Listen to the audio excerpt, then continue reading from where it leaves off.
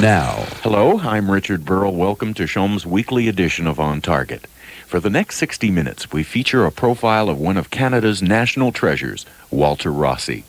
Although born in Naples, Italy, Walter Rossi's musical roots can be traced all over the North American continent. He's jammed with them all: Buddy Miles, Wilson Pickett, Jimi Hendrix, and he led numerous bands of his own around Canada and the United States before finding success as a solo artist. Over the next hour, we'll trace the career of this reluctant hero with the help of some of his friends and fellow musicians: Nanette Workman, drummer Jimmy Ayoub, award-winning producer Andre Perry, rock author Martin Mellowish, and we'll hear from the members of Walter's latest band, in their words and their music, as we premiere Walter's soon-to-be-released song, Big City Blues. But first, we take you to Seattle, Washington by telephone, where CHOM's Daniel Feist caught up with one of rock's greatest drummers, a man who's played with Santana, Mike Bloomfield, and was part of the Band of Gypsies. Buddy Miles on CHOM FM.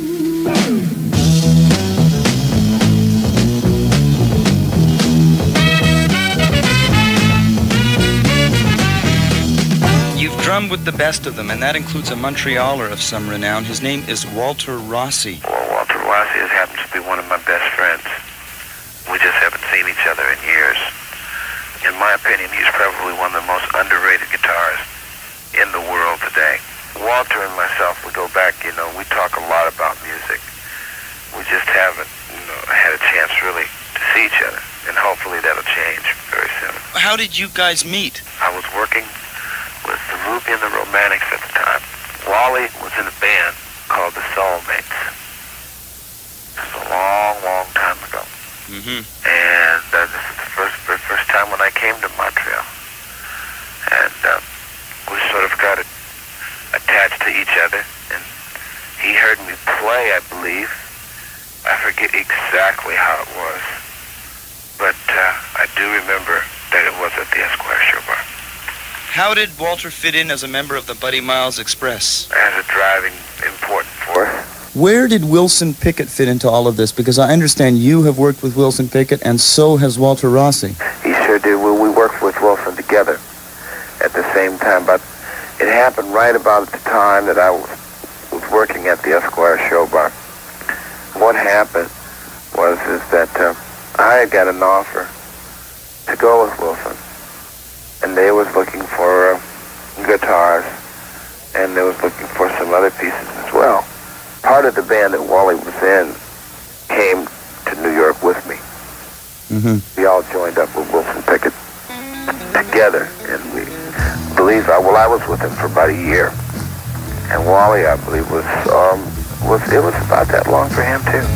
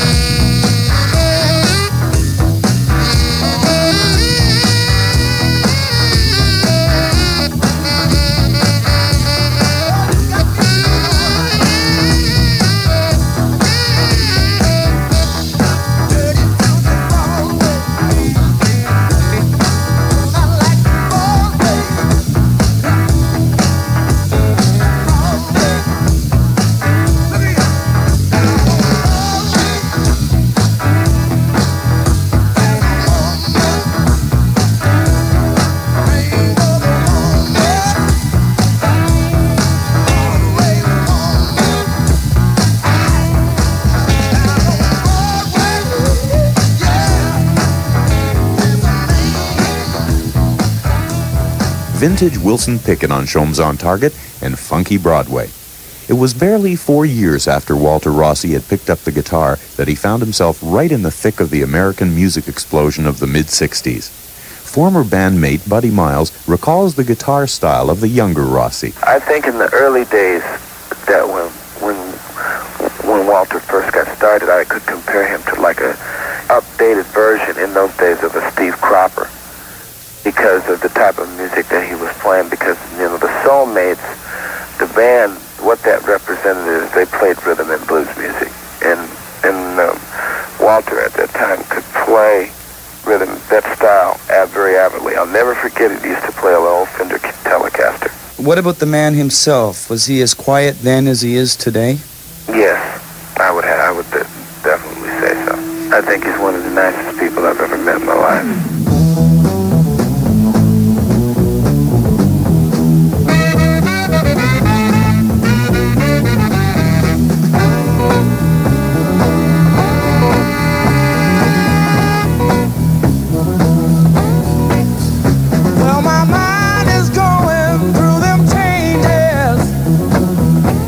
Just like committing a crime. Every time you see me going somewhere, I know I'm going out of my mind, yeah. Oh, my baby, she left me the other day, and we were having a lot of fun. Oh, she knew I just love her so, and that's the reason why she had to run.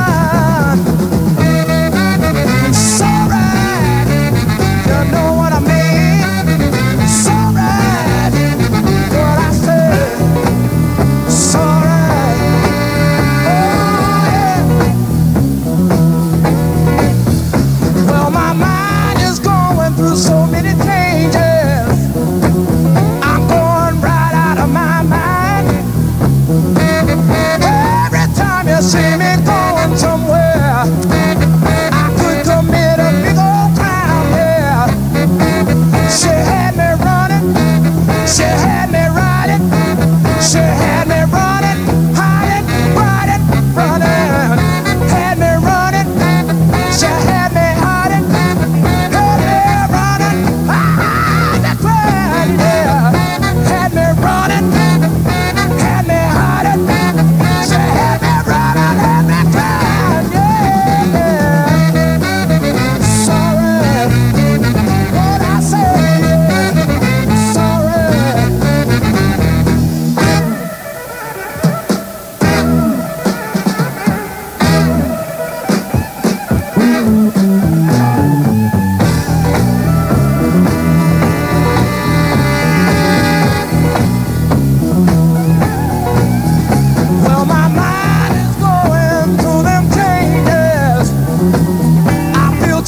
committing a crime.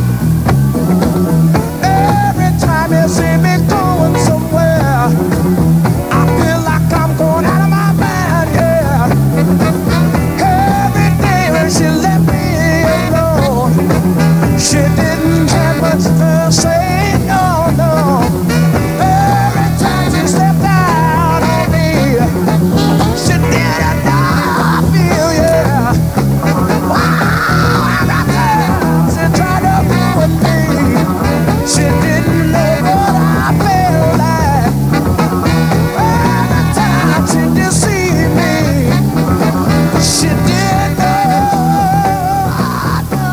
Them Changes, the Buddy Miles Express on CHOM's OnTarget, featuring the guitar of Walter Rossi. Following his stint with the Express, Walter formed Influence, a band that dissolved following the tragic death of one of its members. Walter returned to Canada and hooked up with a Toronto group called Luke and the Apostles. Rock author and critic Martin Mellowish, a longtime friend of Walter's, remembers his first encounters with the kid from Naples. Walter Rossi. I guess the first time that I met Walter, I was an agent in Toronto booking the CNE, and we had a very special show. And there was a band on the bill called Luke and the Apostles, which at the time was a very big band in Toronto. And as shows like this usually go, we had a giant hassle. 2 radio stations that will remain nameless were having a battle over whose DJs would announce the various acts. So as Luke and the Apostles came on, there was this huge guitar player with a big beard, looks like Attila the Hun. And I mean, nobody would go near him. The announcer came up, and he was the announcer for the radio station that really wasn't supposed to be there. And the manager, who looked very much like Walter's brother at the time, told the band that when the DJ came up to announce Luke and the Apostles, that the band should make the worst noise that they possibly could. And the worst noise basically came from Walter's guitar. And if you've listened to some of his albums, you'll know exactly what I mean.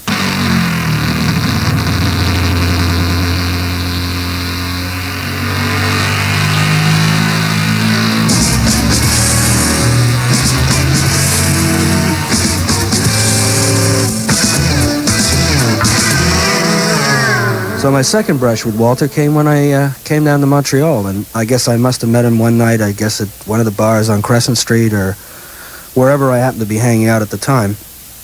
And Walter and I started to talk, and I guess that was the period just before he had his albums. Of course, he was a session player for a long, long time for a number of people. And he had this image of everybody that used to hang out in those bars, especially the people that were musicians or people in the media, whatever, the people that he'd run into that were struggling to get something together that wasn't actually normal. They weren't going to work in offices in the day. And he sort of referred to them as soldiers in the night, these people who would stay up, I guess, until 7 o'clock in the morning, sleep until 7 o'clock at night, and hit the bars again. If you listen to the song, I think it'll explain very well how Walter felt about that period of time in his career. Get your earphones and turn on the light. We got tomorrow and the stars are bright. If it turns out to be a rainy day, you always have this song to play. So many tears I have shed for the song before going to bed. The song never seems to find an end. I play it till my eyes get red. It makes me think of a life in all the shadows in which we hide, being insecure of what there was, left it up to the world to decide. Take it from me, you must be brave. Reality's not something to waste. Feel yourselves in each other's hands, but the people really understand. We are soldiers in the night, sword in hand we seek the light. Stay by me, the end is near. There is nothing more to fear. Dreams aren't always what they seem, and my life but a dream. Dreams aren't always what they seem, and my life is but a dream. Dreams aren't always what they seem, and my life is but a dream.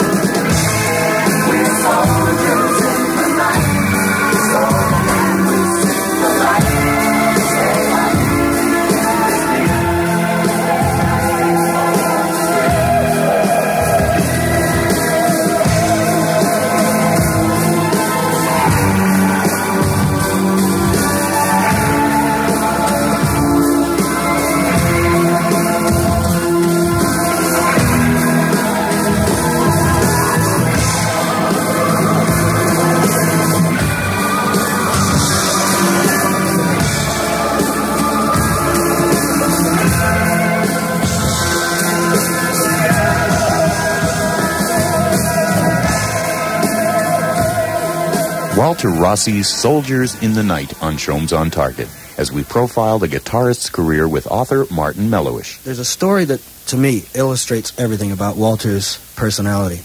One night, I think, after all this hanging out in the bars on Crescent Street, Walter tended to get very hungry. He's changed a lot. He's a lot skinnier than he used to be. In fact, somebody said that he's an Adonis. I don't know who that was, but I think the person wasn't wearing their glasses at the time.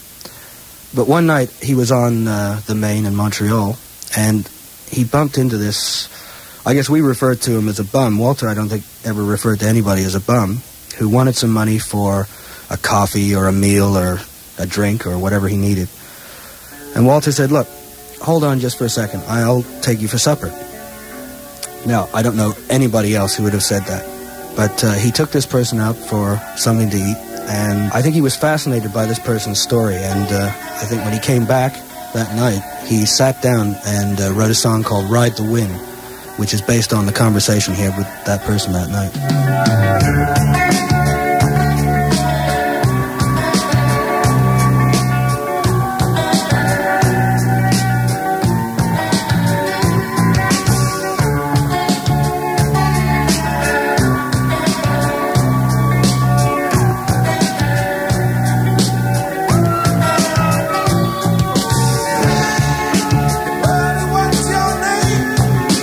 Look like you're a babe. Is this so loud?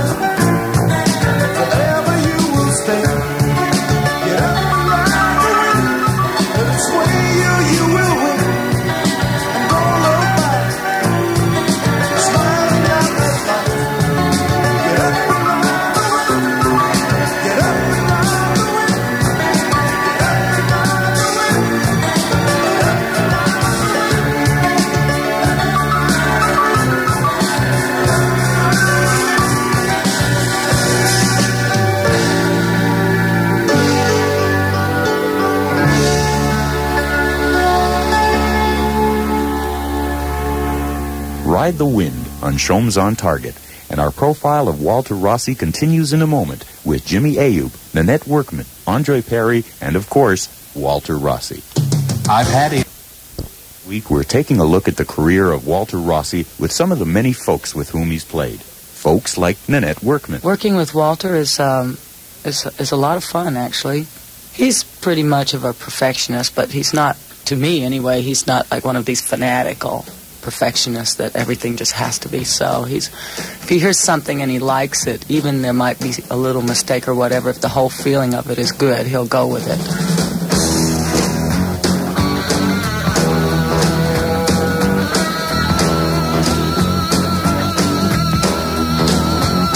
I didn't sleep all night, sure feels alright. I picked up my guitar and singing a song. Chocolate cake, that old tomcat.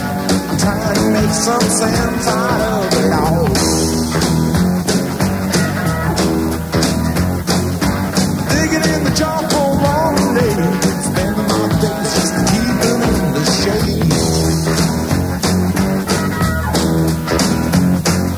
Sitting outside on my back porch, thinking the time away, sniffing the breeze. Oh, feel the breeze.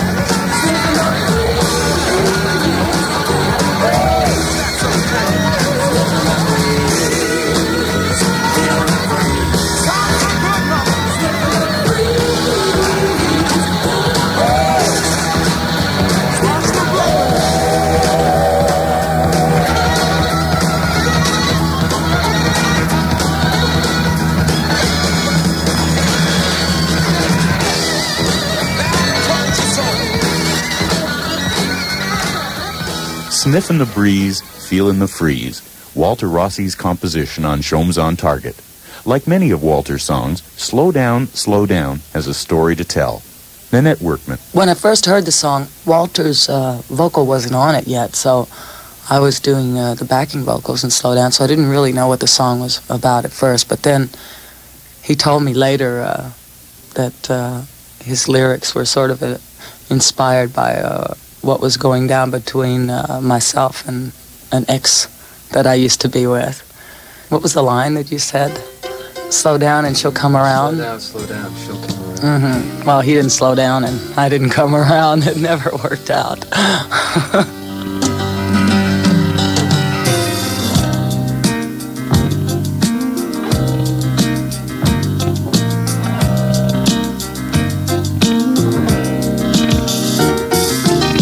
Two lovers well on their way, have their sorrows and laughter. Love is stronger each day. Slow down, slow down, slow down. Someday she'll come around.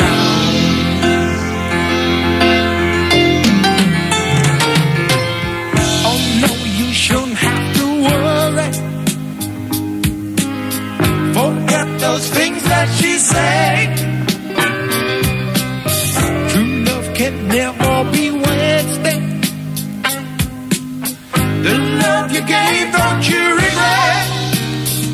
Slow down, slow down, slow down. Someday she'll come around.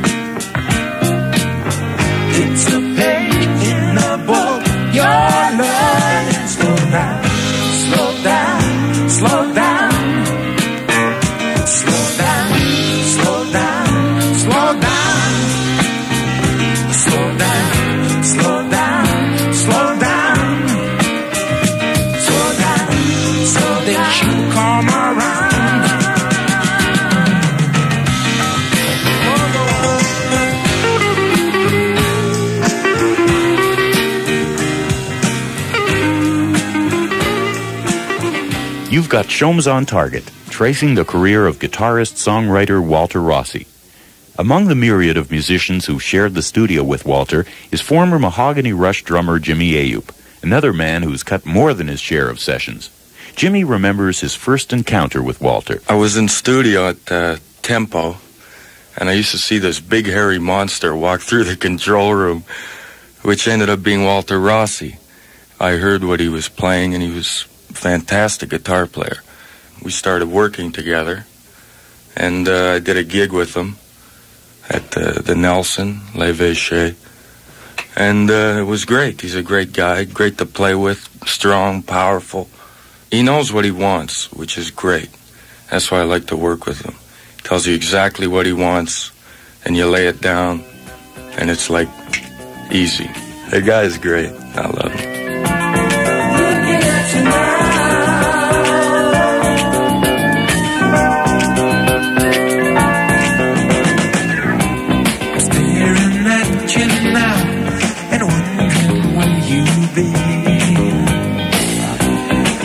Inside your mind, someone you let in. Now as you stand your ground, I know just what you did. No use in messing around, no way can I win. I beg for your love, no dice I lose. I beg for your love, I'm the seas, can't believe it's you. Makeup on your face, wasted afternoons.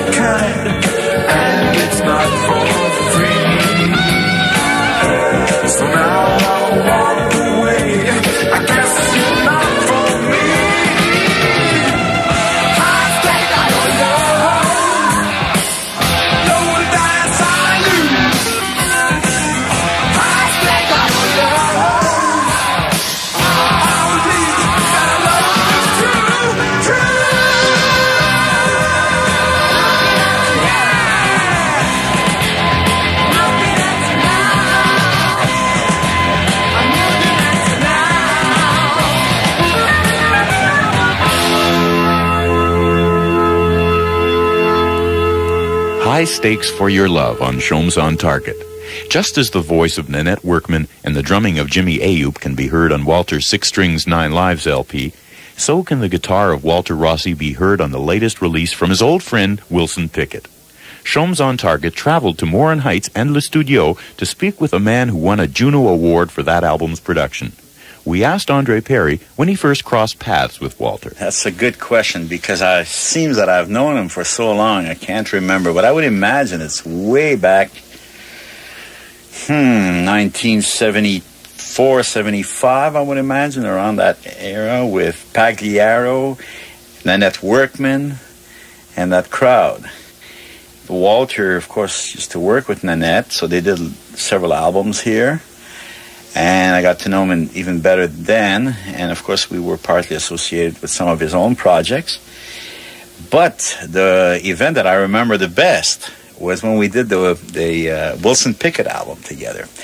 Because he had worked with Wilson Pickett years and years ago. I didn't know that. And I hired him to do the gig. And suddenly Wilson comes in and he says, "Hey, what's that, motherfucker?" And they knew each other, for years. And I said, "What is this?" But where I was stunned, I always knew that he's absolutely an incredible musician. But the kind of stuff that I was familiar on hearing from him was always pretty well, the kind of thing that he's been known for in the last while. And with Wilson, it was completely different. The kind of stuff that we were doing was absolutely different than what he's accustomed to do. And I didn't know how well he could do all that stuff.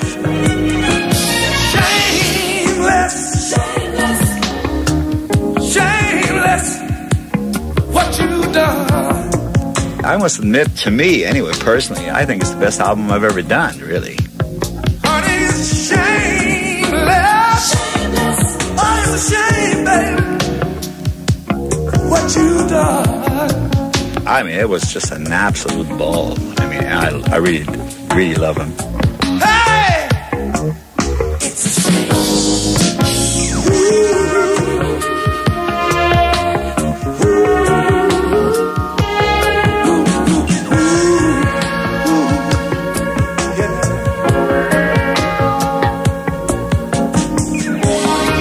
Shameless on CHOM's OnTarget. Voice Wilson Pickett. Production Andre Perry. And electric guitars were handled by our next guest, Walter Rossi. Our profile of Walter Rossi continues now with the man of the hour. Walter, it is a treat to have you in the studio. You are a quiet person. Yeah. You don't have too many interviews. I don't do interviews usually because I don't like to speak about things that have evolved in me and died, in a sense, We were listening to some new music of yours before. Yeah. And in the music that we've already heard from you, there is a sadness to your lyric. At times, and I say this sincerely, there's a spiritual quality to it. Is it because you're a sad person? Is it because you feel that emotion is the best vehicle for your music? The only thing that I can answer is that maybe I've lived a lot of things, man. I've seen a lot of things, at like an early age, say, you know what I mean? And I know how things are out there, and, it's not really that hopeful. Spider Billy, Hot Shot Freddy, Diva Lady Babylon. She's down there by the waterfront, but she knows there's nothing going on.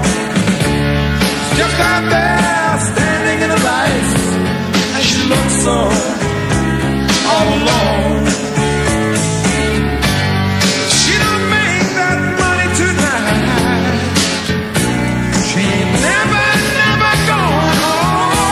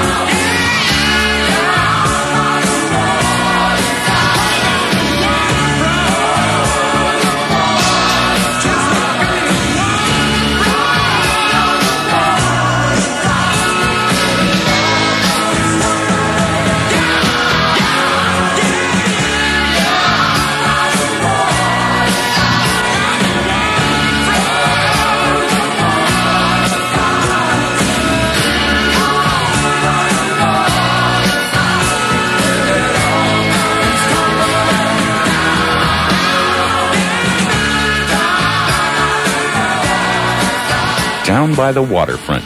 Music from our man of the hour, Walter Rossi, on CHOM's OnTarget. Walter remembers now, with Daniel Feist, the opening minutes of 1981. It was a great show that you gave us last New Year's Eve at Le Club Montréal. I think I had like a lot to drink and like I don't even remember it happening. No, but honestly, you know, it's on live and everything else, and like you sort of feel like a strain, you know what I mean? Like things have to sound good, like no hum, no this, no that, or faults in general, So it's hard to feel absolutely absolutely at ease, you know what I'm saying? But I'm sure it sounded good anyways, in a sense, like we had fun. You were mentioning hums and basically all the hassles that you can have working on stage.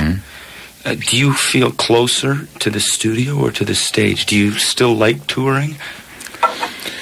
If I can answer that honestly, I think all artists and all groups, man, like our main problem in studio is to find that live feeling, you know what I mean?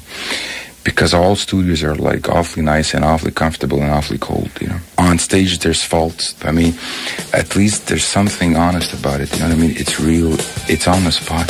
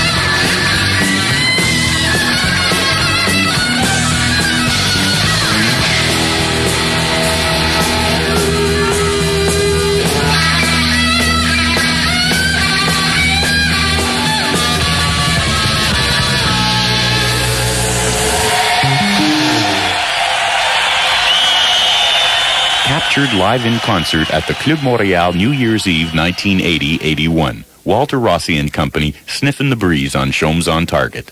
And now it's 1982. Right now, you have got together a new band. Yeah. With some pretty impressive people. Michel Dion, who at one time was with Harmonium, the Villemard Blues Band. That's right. Claude Lemay from Claude Dubois' band. Scott Price from Traxxas. These are all Quebec bands. A young genius. And Pierre Hébert from Octobre. That's right. All multi-talented people. How did that all happen, and how are you feeling about it? I've had to find some people, man, that I can speak to. Mainly. I've had to find friends.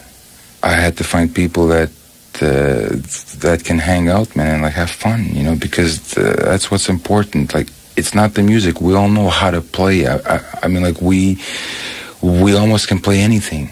Before, I've had fine players that were always asking me when, how much, you know.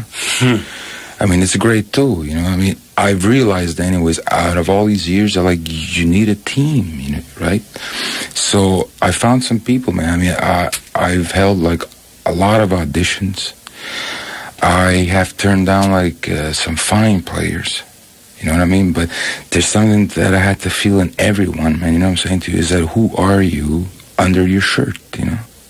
Who is that person? They are Michel Dion, Scott Price, Claude Lemay, and Pierre Hébert. And how do they perceive working with Walter Rossi? This is quite different for me. It's like more rock and roll than anything else I have done before. I think Walter's tunes are great, and he has a good organization behind him. It's real rock and roll. He lives for the music. It's a very good band. It's starting to feel like a team, very much. I want it to feel like a family, because it works best that way. This time I went more for the head than the actual player. I went more for the friend, more for something else, you know what I'm saying? After I had found everybody, we went from that point to new songs. There's nothing left for me to see in this your time. I do admit it does get lonely. There's no one left for me to love in this your time. I do believe I'm not the only.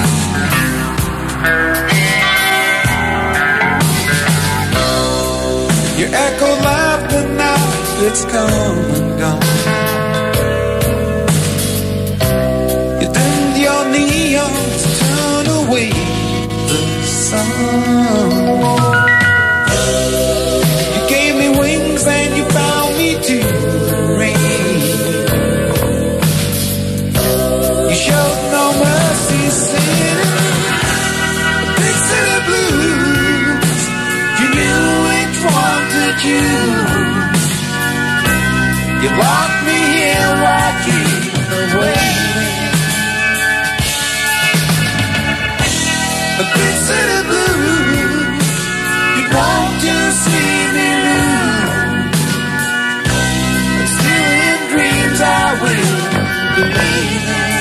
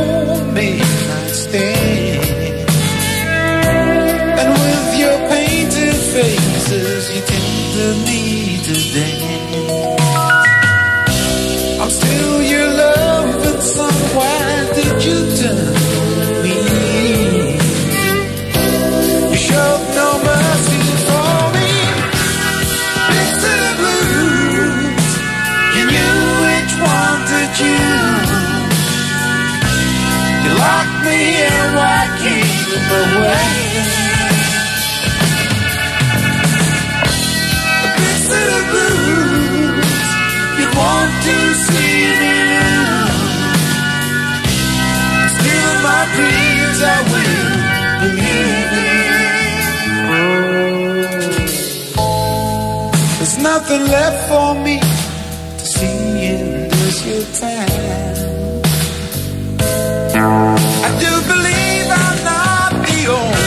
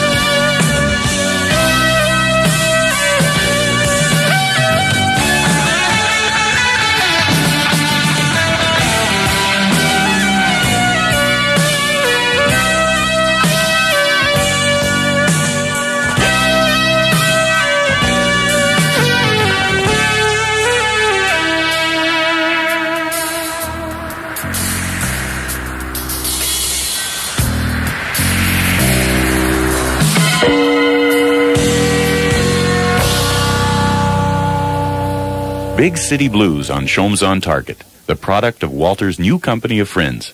And how does Walter feel about his new direction? I've found a new group, I've found new friends, I've found a family to share things with. I've had to sweep the floor out of all the people that I was associated with in the past. I found new management.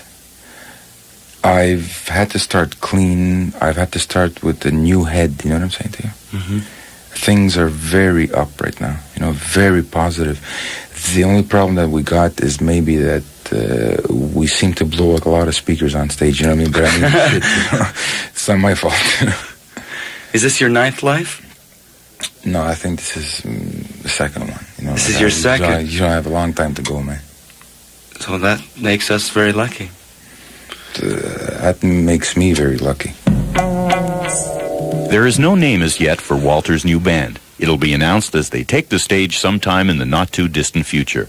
We'd like to wish Walter, Michel, Scott, Claude, and Pierre the best of luck and extend our thanks for speaking with us.